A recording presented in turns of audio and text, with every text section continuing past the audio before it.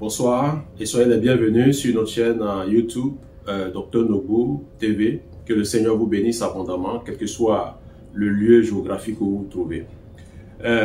C'est juste pour annoncer que nous aurons une série d'enseignements sur l'eschatologie. Et nous allons tenir compte de l'échelle eschatologique en parlant de la période de la grâce, de l'enlèvement, de la période de la grande tribulation qui est scindée en plusieurs parties. Et nous allons voir comment ces différentes périodes seront meublées par des actes de Dieu et les comportements des uns et des autres. Donc nous aurons à voir, comme je l'ai dit, la période de la grâce qui est l'ère de l'Église ou appelée par les autres l'ère du poisson. Qu'est-ce que c'est que l'ère du poisson? Pourquoi appelle-t-il cette période l'ère du poisson? Quels sont les signes annonciateurs du retour de Jésus, de l'enlèvement? Nous aurons à parler effectivement, comme ça a été annoncé, de la grande tribulation, lorsque l'enlèvement aura lieu, comment est-ce que le monde va continuer de vivre, l'alliance de l'Antichrist avec Israël, dans les premiers instants de l'enlèvement, de cette grande crise mondiale qui va avoir lieu, qui va bouleverser toute l'humanité, une crise qu'aucune nation ne pourra gérer, si bien que les dirigeants des nations vont faire appel à ce surhomme qu'on appelle l'Antichrist, qui va contracter une alliance avec Israël. Jusqu'à ce qu'au milieu de cette période, durant 7 ans, cette alliance soit rompue par Israël.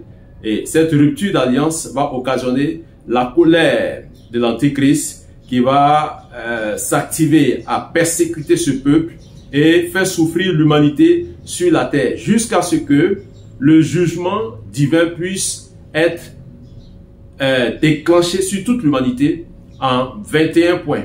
Parce que Dieu va juger l'humanité en 21 points lorsqu'on parle de la manifestation des couples, des trompettes et des autres. Il y a 7 de chaque. Il y aura un jugement que Dieu va abattre sur l'humanité, le jugement qui va consister à faire souffrir les hommes pendant que Dieu va poser des actes et le diable aussi va poser des actes jusqu'à ce que Satan soit précipité du ciel et cette précipitation qui va entraîner une misère morale, économique, sociale, sur le plan humain, mais précisément sur la terre, pendant que le ciel sera libéré.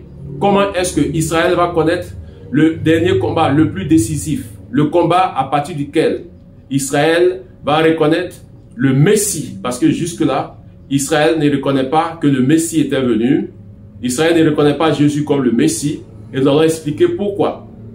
Comment est-ce que cette bataille va se faire? Comment est-ce que Israël va organiser les funérailles? Je dis bien les obsèques du Messie. Nous verrons toutes ces étapes eschatologiques jusqu'à ce que nous entrions dans la période dite le millénium ou le règne millénaire ou le règne messianique qui va aboutir encore à un dernier combat. Et après ce combat, l'humanité va connaître le jugement du grand trône pour que chaque être puisse aller dans l'éternité, soit dans l'éternité de la vie éternelle ou dans l'éternité de la mort éternelle. Donc bientôt, nous allons voir cela.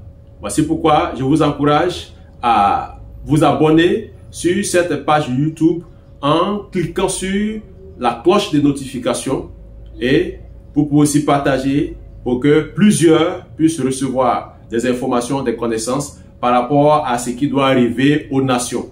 Parce que le monde est dirigé par Dieu, le monde a été créé par Dieu et c'est Dieu qui sait comment le monde doit finir. Et pour cela, il a donné des prophéties, il a donné des paroles au travers de ses prophètes.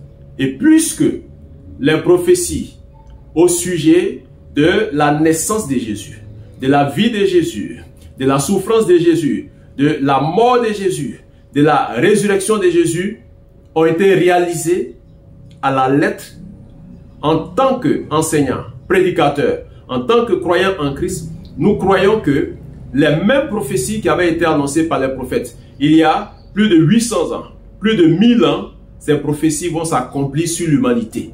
Voici pourquoi il est important de regarder à tout ce qui se passe, se déroule dans l'actualité, précisément au Proche-Orient et exactement Israël qui demeure l'horloge de Dieu. Donc, abonnez-vous, massivement et ne manquez aucun enseignement. Que Dieu vous bénisse.